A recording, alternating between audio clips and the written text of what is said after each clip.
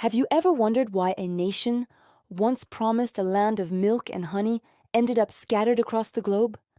What could possibly lead to such a dramatic turn of events? The story of ancient Israel's expulsion is a powerful tale of choices and consequences, and it's written right in the pages of the Bible. Let's travel back in time. After Moses led the Israelites out of Egypt, they entered the Promised Land, a gift from God. The book of Deuteronomy lays out the terms of this covenant. God promises blessings for obedience, prosperity, security, and favor. But it also warns of curses for disobedience, with the ultimate consequence being exile from the very land they were given. For centuries, the Israelites lived in this land. They built a glorious kingdom under kings like David and Solomon. Solomon even constructed a magnificent temple in Jerusalem, the center of their worship and national identity. But as generations passed, a slow decay began to set in. The warnings of the prophets, men like Isaiah, Jeremiah, and Ezekiel, grew louder and more urgent. What were they warning about? The Bible tells us it was widespread corruption.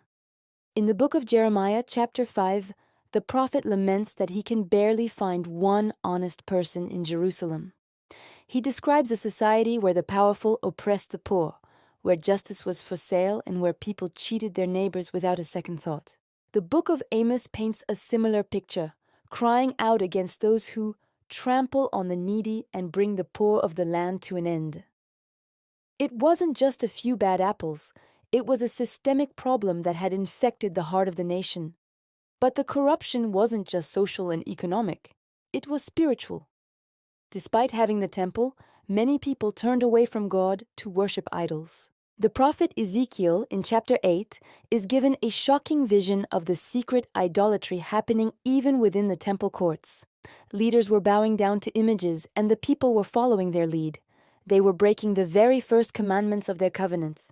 They were trying to serve two masters, going through the motions of worship at the temple, while their hearts were far from God. These prophets didn't just point out the problems, they pleaded with the people to return to God.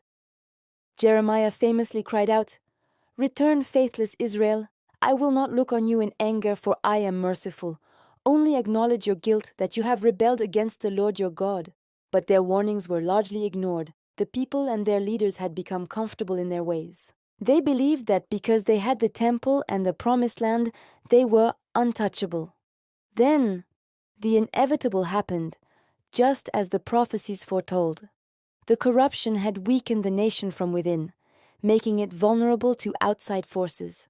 In two major waves, the people were expelled. First, around 722 BC, the northern kingdom of Israel was conquered by the Assyrian Empire.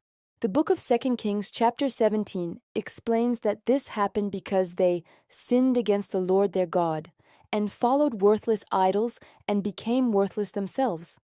They were scattered throughout the Assyrian Empire, becoming known as the Lost Tribes. A little over a century later, the southern kingdom of Judah faced the same fate. Despite last-minute warnings from Jeremiah, their corruption continued.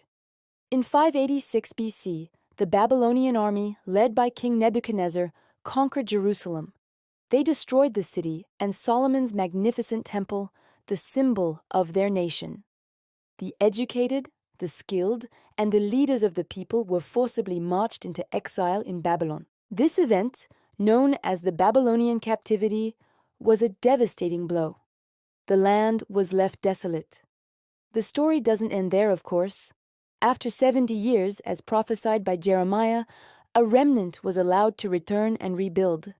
But this historical account serves as a powerful lesson, recorded for all time. It shows that a nation's foundation isn't just its military or economy, but its moral and spiritual character. The expulsion of ancient Israel wasn't a random act of history.